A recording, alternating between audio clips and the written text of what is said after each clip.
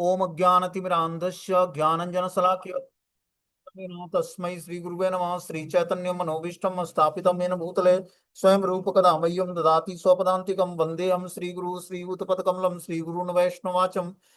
श्रीरूपं साग्रजातं सगण रघुनाथान्वितं तं सजीवं साद्वैतं सावधूतं परिजनसहितं कृष्ण चैतन्य देवं श्रीराधा कृष्ण पादान् सगण ललिता श्री विशाखानवृताश्च अनर्पित चरिचिरात करुणावतीर्णो कलौ समर्पित उन्नतोज्ज्वल रसः स्वभक्ति श्रियं हरिब्रोट सुंदर गुतकदम्ब संदीपितं सदा हृदय कंदरे स्मृत्वा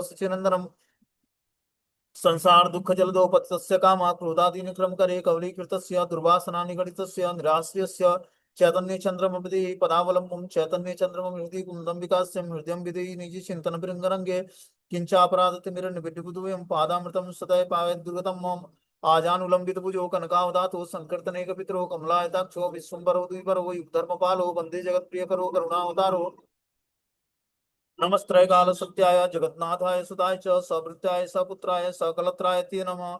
अतीर्णो साकरुण्यो परिचिन्नो सविस्र श्रीकृष्ण चैतन्य नित्यानंदो द्वय भ्रातरम भजे स जयतु विशुद्ध विक्रमं कनकाभ्यं कमलायते क्षणं वर्जानुनं विलंबितं खड्गुज बहुधा भक्ति रसाविनर्तकं जयतु जयतु देव कृष्ण चैतन्य चंद्रो जयतु जयतु कीर्तितस्य नित्या पवित्रं जयतु जयतु वृतस्य विश्वेशमूर्ति जयतु जयतु नृत्यात्व स्वरूप प्रियाणम पंचतत्वात्मकं कृष्णं भक्तरूप स्वरूपकं भक्तावतारं भक्ताख्यं नमो नमामि भक्तिशक्तिकम्।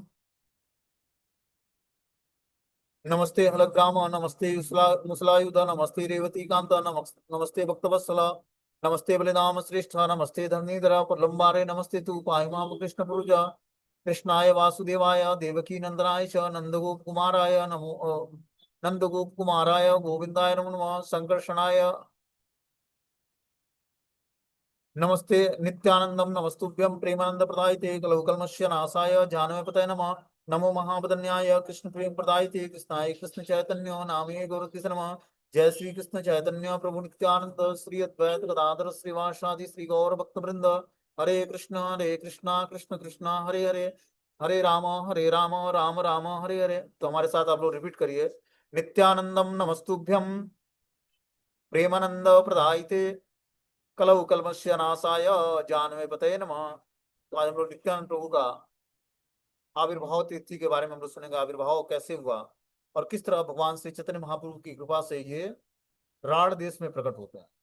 राढ़ देश ऐसा देश होता है जहां पर कुछ उत्पन्न नहीं होता है, न तो नदी बहती है।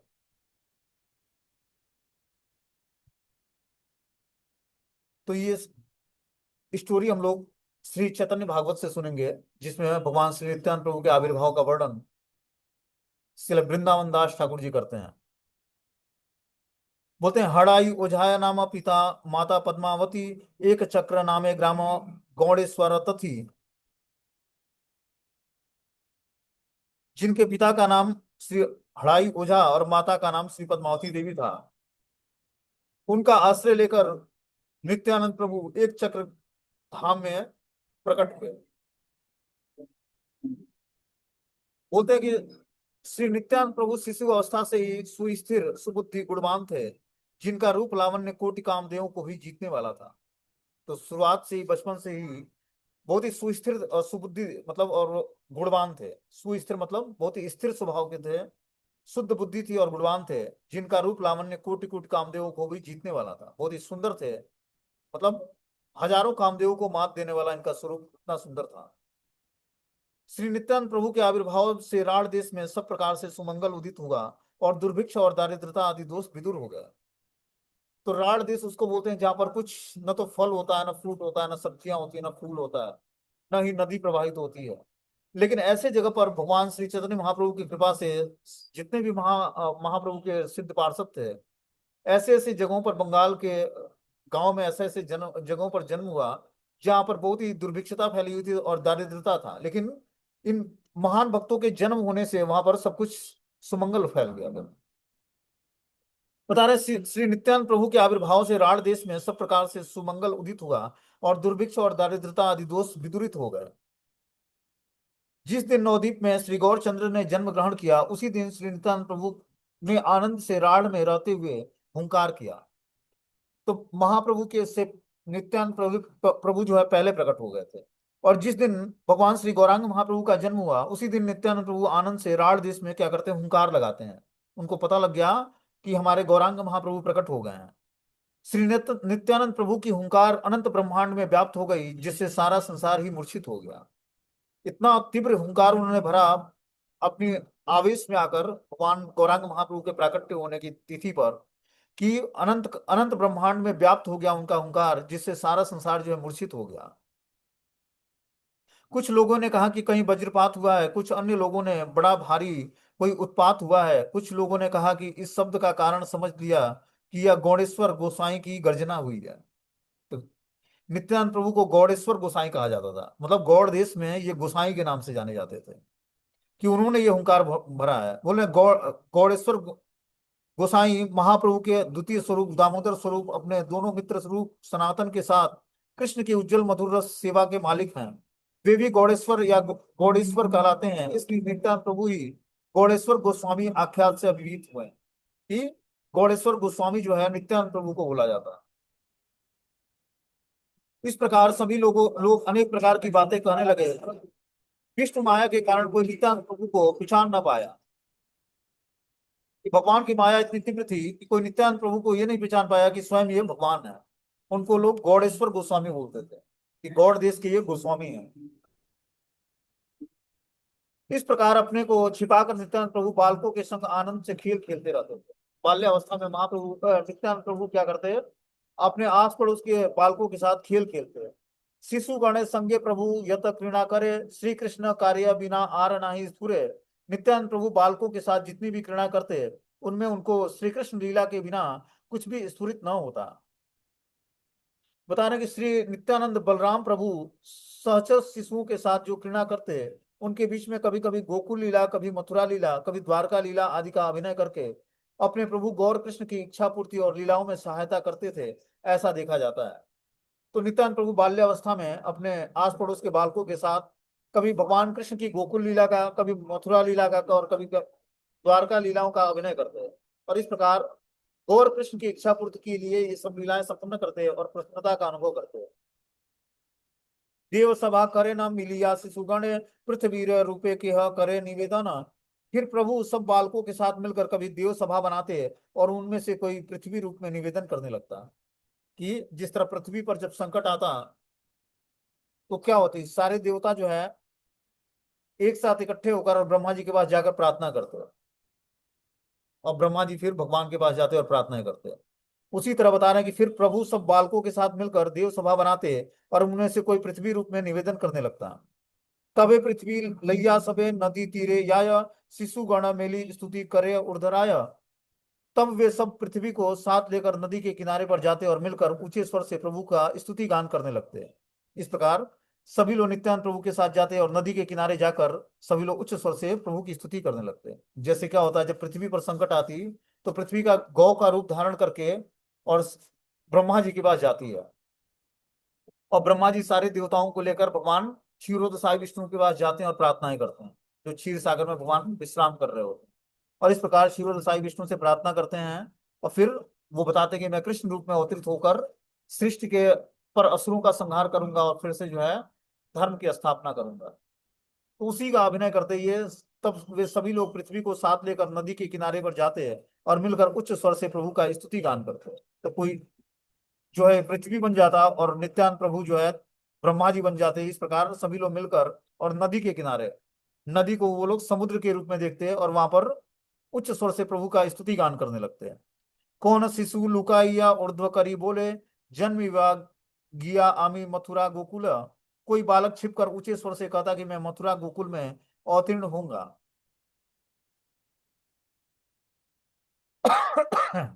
तो जब प्रार्थना सुनते तो उसी में एक बालक खड़ा होता और बोलता कि मैं उच्च स्वर से भगवान का नकल करते हुए बोलता कि मैं मथुरा गोकुल में अवतीर्ण होऊंगा, तुम लोगों को चिंता करने की आवश्यकता नहीं है।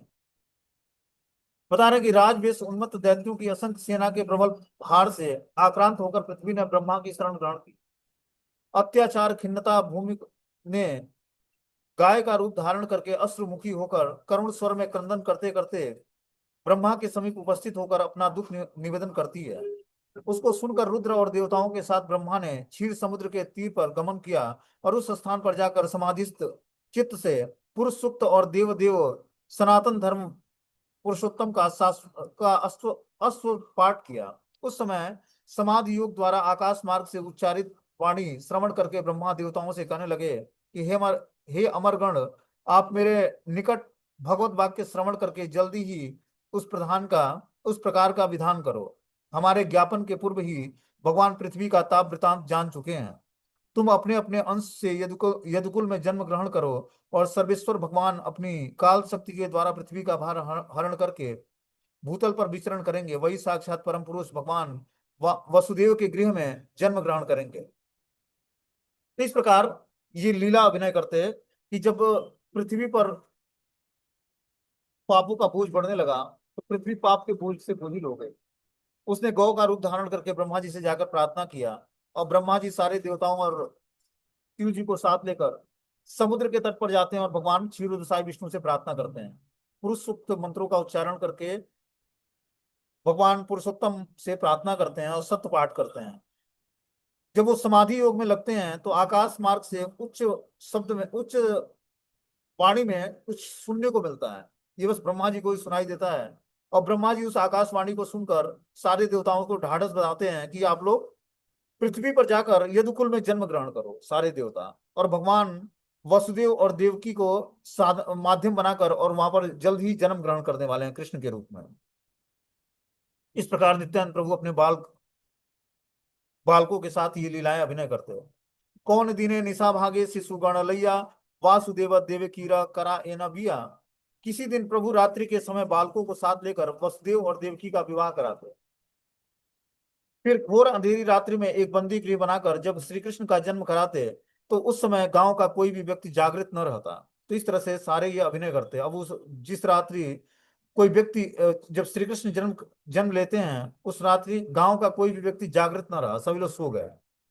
ऐसा नित्यानंद प्रभु ने कृपा किया क्योंकि स्वयं भगवान है बलराम जी। तो उस रात्रि क्या किया, सब जितने भी गांव के वासी थे सबको क्या किया, उन्होंने सुला दिया। और इस प्रकार बंदी गृह में भगवान का अर्धरात्रि में जन्म होता है। इसकी लीलाओं का अभिनय किया उन्होंने।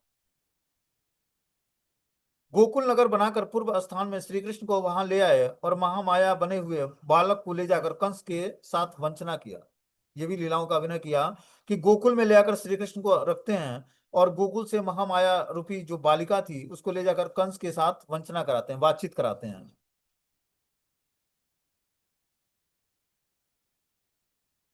किसी बालक को पूतना बनाए और श्री कृष्ण बनाकर शिशु उसकी छाती पर चढ़कर स्तनपान करने लगे। तो किसी बालक को नित्यानंद प्रभु क्या करते, पूतना बना देते और किसी को श्री कृष्ण बनाकर उसकी छाती पर उसके स्तनपान कराने के लिए उसको चढ़ा देते। कौन दीने शिशु संगे नल खड़ी दिया सकट गड़िया तहां फैले न भांगिया। किसी दिन बालकों के साथ नल खड़ी के द्वारा सकट रचना करके उसको तोड़कर फेंक देते। तो सक्टासुर आया भगवान कृष्ण का वध करने के लिए, तो वो एक छकड़े के रूप में आया था।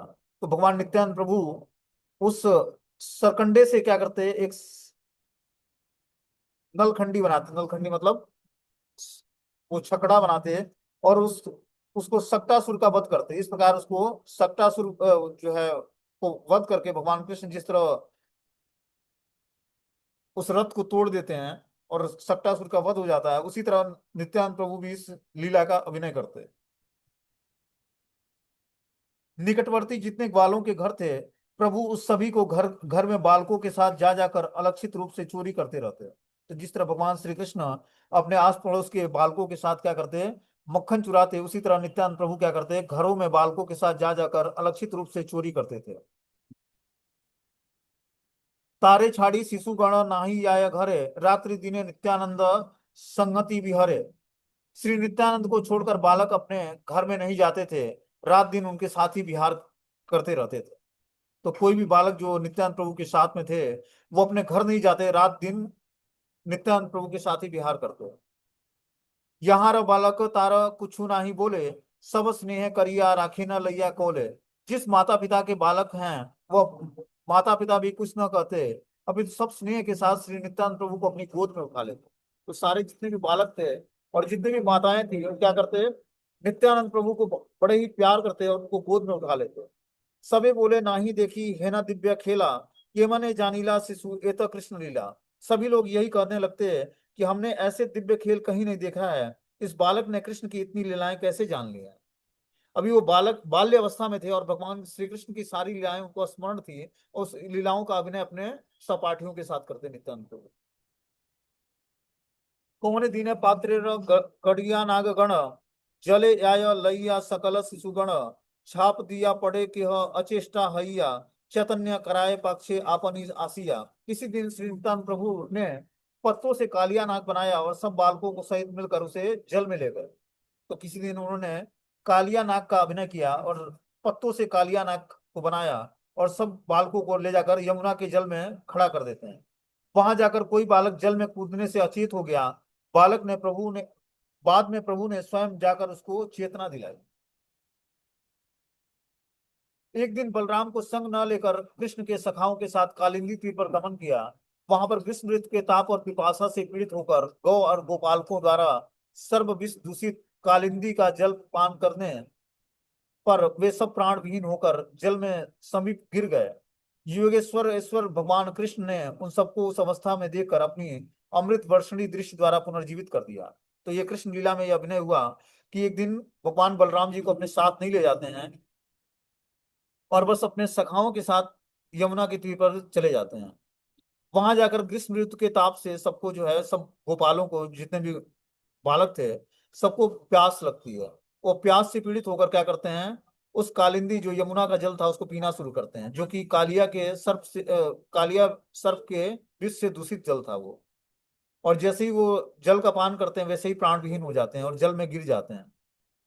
तो भगवान कृष्ण क्या करते हैं, उस अवस्था में देखकर सारे बालकों पर अमृत दृष्टि दृष्टि फेरते हैं और फिर वो बालक जीवित हो जाते हैं।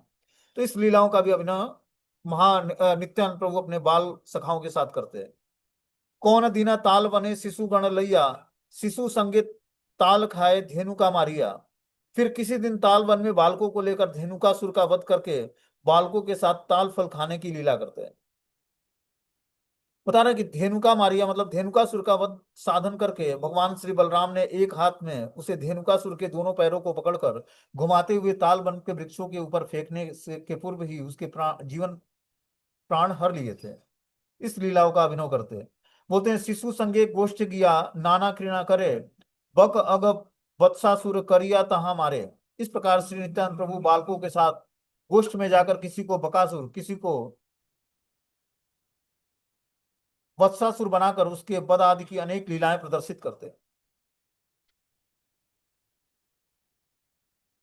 बोलते बलराम और कृष्ण नाना क्रीड़ाओं में मत और नाना वेशों से विभूषित होकर सखाओं के साथ कभी भीड़ वादन करते, कभी फल आदि तोड़ते, कभी पद द्वारा पृथ्वी पृथ्वी पर ताड़ना देते, कभी वत्सपालों के शरीर में कंबल आदि द्वारा कृत्रिम गौ विष बनाकर स्वयं ही वृषवत शब्द करते करते उनके साथ युद्ध और कभी कभी विविध जंतुओं का अनुकरण करके शब्द करते थे।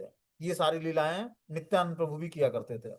जो कृष्ण लीला में भगवान बलराम के साथ कृष्ण जो है नाना प्रकार की क्रीड़ाएं करते और वेणु वादन करते, फल आदि तोड़कर खाते, पृथ्वी को ताड़ना देते, वत्सपालों के शरीर से कंबल आदि को हटा देते और गो या वृष बनकर कभी कभी वो युद्ध करते और जंतुओं का अनुकरण करते, मतलब जीव जंतुओं का नकल करते और आवाज निकालते।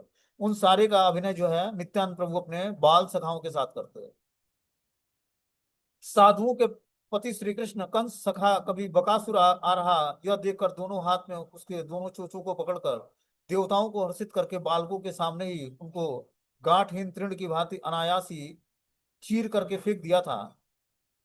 अघासुर का वध किया था। अविनाशी भगवान श्री कृष्ण ने उसी अघासुर को चूर्ण करने की इच्छा से उसके गले में स्थिर शिशु और वत्सगण के साथ स्वयं को अति वेग से बढ़ा लिया था। इससे उसी अतिकाय असुर का मुख कंठपथ निरुद्ध हो गया और दोनों नेत्र बाहर निकल आए थे। उसकी देह की वायु निरुद्ध होकर क्रमशः फूलकर ब्रह्मरंध्र भेद करके बाहर निकल आई थी। वत्सासुर का भगवान ने वध किया। उसी असुर को पिछले दोनों पैरों के साथ पूंछ पकड़कर आकाश में घुमाकर कपित वृक्ष के ऊपर निक्षेप करके संहार करने पर भंग कपित वृक्ष समूह के साथ वह अभी भूतल पर गिर पड़ा था। ये सारे अभिनय जो कृष्ण लीला में भगवान बलराम के साथ भगवान ने किया था वो सारी लीला नित्यानंद प्रभु को स्मरण हुआ, क्योंकि वो स्वयं बलराम जी हैं। और इस तरह बाल्यावस्था में ही वो सारी लीलाओं का अनुकरण करते हैं अपने बाल सखाओं के साथ। आगे बता रहे हैं कि शाम के समय गोष्ठी में बालकों के साथ श्रृंग बजाते बजाते घर लौट आते हैं। तो इस प्रकार जब दिन भर लीला से थक जाते हैं, तो जब संध्या टाइम होता तो अपने बाल गोष्ठी के साथ भगवान क्या करते हैं, श्रृंग बजाते और घर लौट आते हैं। श्रृंग जो है भैंस के सिंग का बना होता है। आप लोग देखते होंगे कि कृष्ण बलराम के जहाँ पर विग्रह को श्रृंगारित किया जाता है, तो उनके कमर में एक श्रृंग बांधा जाता है, जो कि भैंस के सिंग का एक वाद्य यंत्र होता है। उसको क्या करते हैं, श्रृंग को बजाते और घर लौट आते। कौन दीन करे गोवर्धन धर लीला, वृंदावन रची कौन दीन करे खेला। फिर किसी दिन नित्यानंद प्रभु गोवर्धन धारण की लीला करते और किसी दिन वृंदावन की रचना करके खेलते। कौन दीन करे गोपी रवसन हरण, कौन दीन करे यज्ञ पत्नी दर्शन। फिर किसी दिन नित्यानंद प्रभु गोपियों के वस्त्र हरण करते, तो किसी दिन यज्ञ पत्नियों पर कृपा करके उनको अपना दर्शन प्रदान करते। कौन शिशु नारद काछे दाढ़ी दिया, कंस स्थाने मंत्र कहे निवृत्त वसिया। फिर किसी बालक को की दाढ़ी धारण कराकर नारद के वेश में कंस की सभा में उसे एकांत में परामर्श देने की लीला करते। कि नारद मुनि एक बार कंस को परामर्श देने के लिए उनकी सभा में प्रवेश करते हैं, तो उन लीलाओं का अभिनय करने के लिए क्या करते हैं, एक बालक को क्या करते हैं, दाढ़ी धारण कराकर और नारद के वेश पहनाकर कंस की सभा में उसको प्रस्तुत करते, और कंस को एकांत में परामर्श जिस तरह नारद मुनि ने दिया था, उसी तरह वो एकांत में उनको कंस को परामर्श देता है, इसकी लीला का अभिनय करते हैं। कौन दीने कौन शिशु अक्रूर अक्रूरेर वेशे, लैया याय रामकृष्ण कंसीर निर्देशे। किसी दिन कोई बालक अक्रूर का वेश धारण करता और रामकृष्ण को रथ पर बैठाकर कंस के समीप ले जाता। कंस के निर्देश से अक्रूर का मथुरा में राम और कृष्ण को लाना। हे अक्रूर, तुम नंद ब्रज के में गमन करो, वहां पर वसुदेव के दोनों पुत्र विद्यमान हैं, इस रथ में उनको शीघ्र ही यहाँ पर ले आओ। धनुर्यज्ञ निरीक्षण और यदुपुरी की शोभा दर्शनार्थ उस रामकृष्ण नामक दोनों बालकों को शीघ्र ही मेरे समीप ले आओ। महामती अक्रूर ने वही रात्रि मथुरा नगरी में वास करके अगले दिन रथ पर चढ़कर नंद गोकुल की यात्रा की थी। इस लीलाओं का अभिनय करते महाप्रभु नित्यानंद प्रभु। आपनी ये गोपी भावे करे न क्रंदन, नदी बहे हे न सब देखे शिशुगण। उस समय प्रभु गोपी भाव से क्रंदन करने लगते, तब सब बालक देखते कि प्रभु के नेत्रों से नदी की भांति अश्रु बह रही है। तो इस प्रकार कभी कभी महाप्रभु नित्यानंद प्रभु गोपी भाव से क्रंदन करने लगते, और बालक देखते कि नित्यानंद प्रभु के नेत्रों से नदी की भांति अश्रु बह रही है, और इस प्रकार वो कृष्ण के वियोग में जिस तरह गोपियां भगवान के वियोग में रोती, उसी तरह नित्यानंद प्रभु गोपी भाव में क्रंदन करने लगते कृष्ण के लिए। और इस ये सब देखकर सारे बालक देखते कि नित्यानंद प्रभु के नेत्रों से नदी की भांति अश्रु प्रवाहित हो रही है। विष्णु माया मोहे के लखिते ना पारे, नित्यानंद संगे सब बालक बिहरे। श्री नित्यानंद प्रभु के साथ सब बालक विहार करते रहते, परंतु विष्णु माया से मोहित होकर किसी ने उनको पहचान नहीं पाया कि ये नित्यानंद प्रभु स्वयं बलराम जी हैं। सब बालक जो है उनको ये लगता है कि हमारे मित्र हैं, और सब जो है सखा भाव में नित्यानंद प्रभु के साथ लीलाएं संपन्न करते हैं। जैसे भगवान श्री कृष्ण के साथ आदमी का 5 रसों में आदान प्रदान होता है, उसी तरह भगवान बलराम के साथ भी 5 रसों में जीवात्मा का आदान प्रदान होता है। मधुपुरी रचिया भ्रमेर शिशु संगे, किह हय माली किह माला परे रंगे। फिर कभी मथुरा की रचना करके बालकों के साथ उसमें भ्रमण करने लगते, कोई माली बनता तो कोई आनंद से माला पहन पहन लेता। तो इस प्रकार कभी कभी क्या करते वो मथुरा की रचना करते, और कभी बालकों के साथ उसमें भ्रमण करने लगते। जैसे भगवान श्री कृष्ण क्या करते हैं, मथुरा में प्रवेश करते हैं, और मथुरा में प्रवेश करके क्या करते हैं, पहले एक माली के पास जाते हैं जो आनंद आनंद से उनको माला पहनाता है, मतलब माला पहनाकर और बहुत ही आनंदित होकर माला उनको पहनाता है। कुब्जा वैसे करी गंध परे तार स्थाने, धनु का गड़िया भांगे करिया गर्जने। किसी बालक को कुब्जा बनाकर प्रभु उससे गंध का लेपन करवाते, फिर धनुष बनाकर गर्जन करते हुए उसे तोड़ने की लीला करते हैं।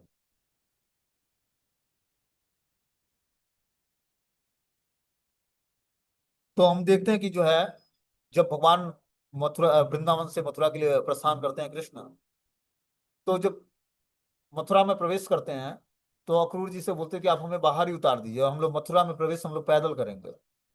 तो राज्य मार्ग के मथुरा के जो है बाहर ही अक्रूर जी कृष्ण और बलराम को रथ से उतार देते हैं, और इसलिए उतर जाते हैं कि मैं मथुरा की सुंदरता देखना चाहता हूँ। और फिर मथुरा में प्रवेश करते हैं तो फिर दर्जी से मिलते हैं, उससे कपड़ा मांगते हैं तो दर्जी वस्त्र देता है भगवान को। पहले धोबी से मांगते हैं कि आप धुल कर कोई वस्त्र दो, जो कंस का वस्त्र है या राजा का वस्त्र है, वो राजसी वस्त्र हमें दे दो, जिससे हम लोग पहन के कंस की सभा में प्रवेश करेंगे। तो धोबी मना कर देता है, तो भगवान धोबी का वध कर देते हैं। फिर आगे एक दर्जी मिलता है, वो ड्रेस सिल रहा होता है कंस के लिए, लेकिन वो कृष्ण को और बलराम जी को ड्रेस प्रदान करता है कि राजकुमार आए हैं वृंदावन से तो हमें इन्हें ड्रेस देना चाहिए। तो वो दर्जी जो है वस्त्र प्रदान करता है। फिर आगे कुब्जा मिलती है। कुब्जा मिलती है तो भगवान को, वो कंस के लिए चंदन घिस के ले जा रही थी कंस को लगाने के लिए। जब इन दोनों बालकों को देखी कि ये वृंदावन से कृष्ण और बलराम आए हैं, तो क्या करती है कुब्जा, कृष्ण को चंदन अर्पित करती है, और भगवान कुब्जा को किस तरह सुंदर स्वरूप प्रदान करते हैं। तो उन सारी लीलाओं का अभिनय अभिनय जो है नित्यानंद प्रभु किया करते थे। कुबल्या चारुणा मुष्टिक मल्ल मारी, कंस करी कहारे पाड़े न चूले धरी। कुबल्या पीण हाथी और चारुण मुष्टिक आदि मल्ल को मारकर तथा किसी को कंस बनाकर उसके केसों को पकड़कर राज सिंहासन से नीचे गिरा देते हैं। जिस तरह भगवान ने कुबल्यापीण हाथी को मारा, फिर मल क्षेत्र में, युद्ध क्षेत्र में चारुण और मुष्टिक का वध किया, और फिर अंत में कंस को कि केसों को पकड़कर क्या करते हैं, भगवान राज सिंहासन से नीचे पटकते हैं और वहां पर उसका वध करते हैं। ये लीला भी नित्यानंद प्रभु ने अपने बाल सखाओं के साथ किया। कंस बध करिया नाचे शिशु संगे, सर्वलोके देखी हासे बालके रस रंगे। कंस वध करने के बाद प्रभु बालकों के संग नाचने लगे। इस समस्त खेलों को देखकर सब लोग हंसने लगे। यही मत यत यत अवतार लीला, सब अनुकरण करिया करे खेला। इस प्रकार अवतारों की जितनी लीलाएं हैं, प्रभु उन सबका अनुकरण करते करते खेलते खेलते खेल खेलते। कौन दीने नित्यानंद हैया बामन, बलि राजा करी छले तहान भुवन। किसी दिन श्री नित्यानंद प्रभु बामन रूप धारण करके दूसरे बालक को बलि महाराज बनाकर उससे त्रिभुवन का हरण कर लेते हैं। जिस तरह भगवान वामन देव ने बलि महाराज को 3 पगों में उनका सारा कुछ तीनों भुवन को नाप लिया था, उसी तरह भगवान कभी वामन रूप धारण कर लेते हैं और दूसरे बालक को राजा बलि बना देते हैं, और उस प्रकार त्रिभुवन की सारी संपत्ति को हरण कर लेते हैं उससे। वृद्ध काचे शुक्र रूपे किहा माना करे, भिक्षा लैया चढ़े प्रभु शेषी तान सिरे। कोई बालक वृद्ध के वेश में गुरु शुक्राचार्य का रूप धारण करके दान देने के लिए मना करता, परंतु अंत में प्रभु बामन रूप में भिक्षा लेकर बलि के सिर पर चढ़ जाते।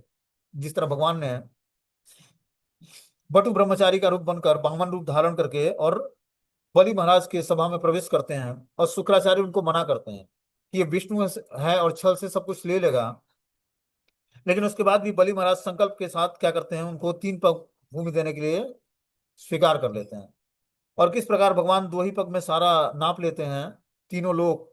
अब तीसरे पद को कहाँ रखा जाए, इसके लिए बलि से पूछते हैं कि हे बलि, तुम तो बता रहे थे कि मैं 3 पग तुमको भूमि दूंगा, और तुमने 2 पग में ही अपना सब कुछ गंवा दिया है, तो तीसरा पैर मैं कहाँ रखूं। तो बलि महाराज अपना सर देते हैं कि आप अभी हमारा शरीर बचाया, आप इस पर रख दीजिए, मेरे सर पर अपना पैर रख दीजिए, क्योंकि ये शरीर भी आपका हो जाए।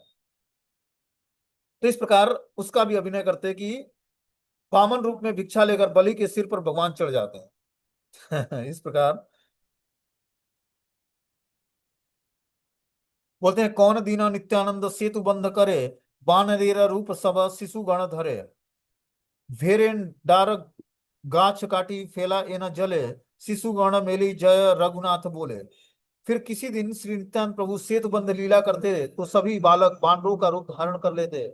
उस समय भेड़ एन डार के वृक्ष काट काट कर जल में फेंकते हुए सभी बालक मिलकर जय रघुनाथ बोलते हैं। तो ये भगवान श्री राम की लीलाओं का अभिनय करते हैं।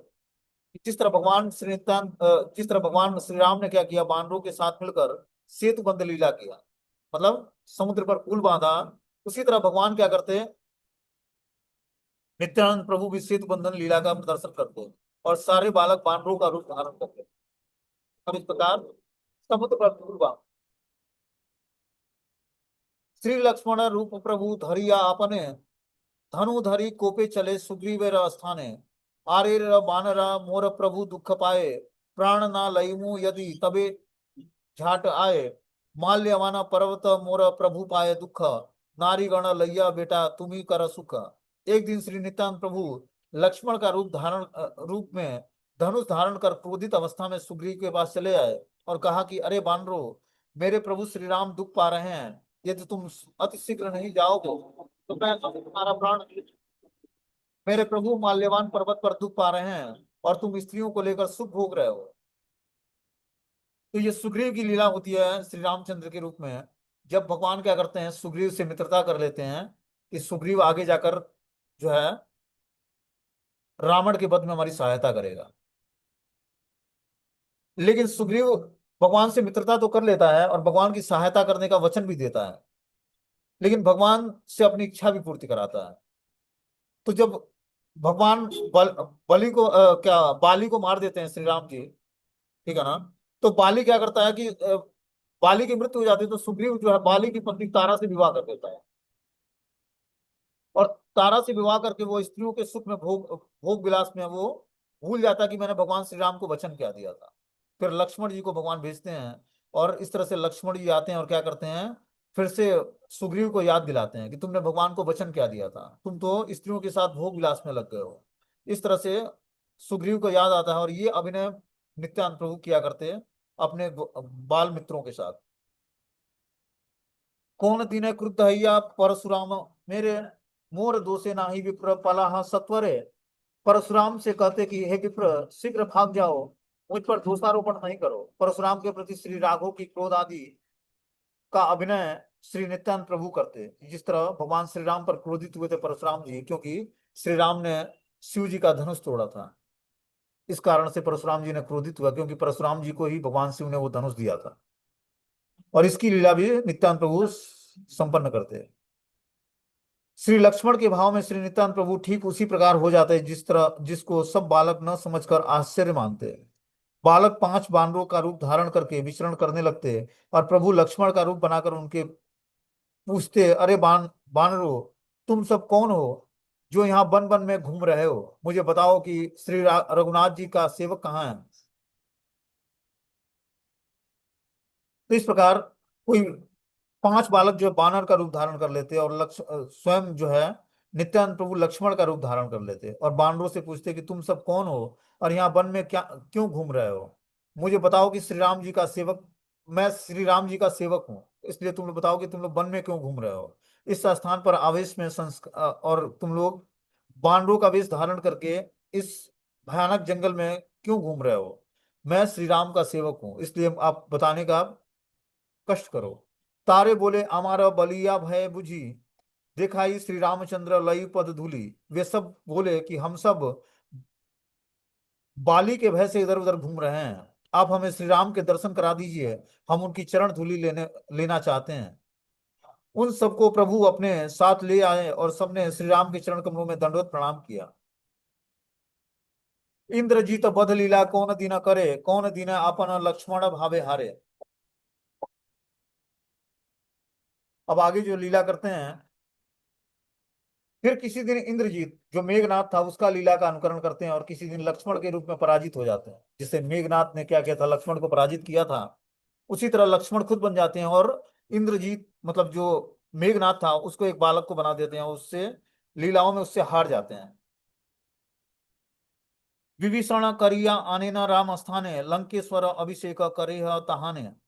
किसी को विभीषण बनाकर श्री राम के पास ले आते हैं और उसका लंकेश्वर रूप में अभिषेक करते हैं। कौन शिशु बोले, मुहि आइलो रावण, शक्तिशील हानि एहि संबर लक्षण। एत बलि पद्म पुष्प मारिला फेलिया, लक्ष्मणेन भावे प्रभु पड़िया ठगिया। मूर्छित हईला प्रभु लक्ष्मणेन भावे, जागई छाऊ याल सब तबु नहीं जागे। फिर कोई बालक आकर कहता कि मैं रावण सामने आया हूँ, लक्ष्मण तुम सावधान हो जाओ, मैं शक्तिशाली निक्षेप करता हूँ। इतना कहकर उसने एक कमल पुष्प फैला फेंका, जिससे नित्यानंद प्रभु लक्ष्मण के भाव में मूर्छित होकर गिर पड़े। सब बालकों के जागने पर भी वो नहीं जाग रहे थे, जगाने पर भी। इस तरह से कोई बालक जो है मेघनाद बन जाता है। और क्या करता है वो, जिस तरह मेघनाद ने क्या किया था, शक्ति फेंका था और लक्ष्मण जी मूर्छित हो गए थे, उसी तरह वो बालक कमल का पुष्प फेंकता है और नित्यानंद प्रभु उस कमल के पुष्प के प्रहार से मूर्छित हो जाते हैं। कि वो कमल पुष्प इसलिए फेंकता है कि वो जिस तरह शक्ति का वो क्या किया था, मेघनाद ने एक शक्ति बाण मारा था जिससे लक्ष्मण जी मूर्छित हो गए। उसी तरह वो बालक जो है कमल पुष्प को फेंकता है नित्यानंद प्रभु पर, और नित्यानंद प्रभु लक्ष्मण के भाव में मूर्छित हो जाते हैं। और सभी बालक के जगाने पर भी जगते नहीं। परमार्थे धातु नाही सकल शरीरे, कांदे सकल शिशु हाथ दिया सिरे, सुनी पिता माता धाई आइला सत्वरे, देखिए पुत्रेर धातु नाही का शरीरे, मूर्छित हईला दोहे पड़ीला भूमिते, देखी सर्वलोक आसी हईला विस्मित। सबने देखा कि वास्तव में इसके शरीर में प्राण नहीं है। सब बालक सिर पर हाथ रखकर क्रंदन करने लगे। ऐसा अभिनय करते हैं नित्यानंद प्रभु जैसे लगता कि वास्तव में उन्होंने अपना शरीर त्याग दिया है। जिस तरह लक्ष्मण को जब शक्ति बाण लग जाता है, किसका, मेघनाथ का, तो लक्ष्मण जी मूर्छित हो जा अचेत अवस्था में हो जाते हैं, जैसे अनकॉन्शियसनेस हो जाना। तो उसी अवस्था में जब वो बालक कमल का पुष्प मारता है तो लक्ष्मण के भाव में नित्यानंद प्रभु मूर्छित हो जाते हैं कि मुझे शक्ति बाण लगा है। और अचेत अवस्था में अब सारे जो है माता पिता भी आ जाते हैं कि पुत्र को क्या हो गया। देखते हैं पुत्र के शरीर में प्राण ही नहीं है, जिससे दोनों ही मूर्छित होकर भूमि पर गिर पड़े। यह देखकर सब लोग विस्मित हो उठे। अब माता पिता भी आ जाते हैं नित्यानंद प्रभु के, और ये देखते हैं कि ये तो मूर्छित हो गया है और भूमि पर गिर पड़े। वो भी क्या करते हैं, उनको देखकर वो भी मूर्छित हो जाते हैं, और दोनों माता पिता भी मूर्छित होकर शरीर धरती पर गिर जाते हैं। तब बालकों ने समस्त वृतांत सुनाया। किसी ने कहा कि इनके भाव का कारण समझ लीजिए। पहले भी एक श्रेष्ठ अभिनेता ने दशरथ के भाव में राम वनवासी हुए हैं, ऐसा सुनकर शरीर त्याग दिया था। राम के वनवास चिंता में दशरथ का ध्यान देह त्याग हो गया था। उसी तरह का अभिनय इन्होंने पहले भी किया था। कि हा बोले कांच काची आछे झाओ याला, हनुमान औषधि दिले हई बे भाला। फिर अन्य किसी ने कहा कि जिस बालक ने हनुमान का वेश धारण कर रखा था, उसके द्वारा औषधि लाकर देने पर यह अच्छी हो जाए। तो एक बालक हनुमान का अभिनय करता है, वो क्या करता है, हनुमान का वेश धारण कर रखा होता है, वो औषधि लेने जाता है, संजीवनी बूटी। और एक बालक जो है सुसेन वैद्य बन जाता है। फिर हनुमान जी जो है जड़ी बूटी लाते हैं और सुसेन वैद्य उसको घिस कर क्या करता है, नित्यानंद प्रभु को पिलाता है जो लक्ष्मण के भाव में थे। बता रहे हैं कि पहले ही प्रभु नित्यानंद ने सब बातें बालकों को समझा दिया था कि देखो जब मैं मूर्छित हो जाऊंगा तो तुम सब मुझे चारों ओर से घेर कर रोने लगना। फिर थोड़ी देर के बाद हनुमान को भेजकर औषधि लाकर मेरे नाक में डालने से प्राण आ जाएगा। प्रभु जब अपने ही भाव से अचेत हो गए तो उनकी यह दशा देखकर सब बालक बड़े व्याकुल हो गए। अब जब नित्यानंद प्रभु अचेत हो जाते हैं तो सारे बालक भूल जाते हैं कि लीला क्या करते हैं। तो जब अचेत हो जाते हैं तब उनको भूल जाता है कि अब आगे नित्यानंद प्रभु ने हमें क्या समझाया था। तब उसी में से एक बालक बोलता है कि इन्होंने हमें बोला था कि जब जब मैं अचेत हो जाऊंगा तो हनुमान के वेश का जो धारण किया हुआ, हनुमान का वेश जो धारण किया बालक है, वो औषधि लेने जाएगा।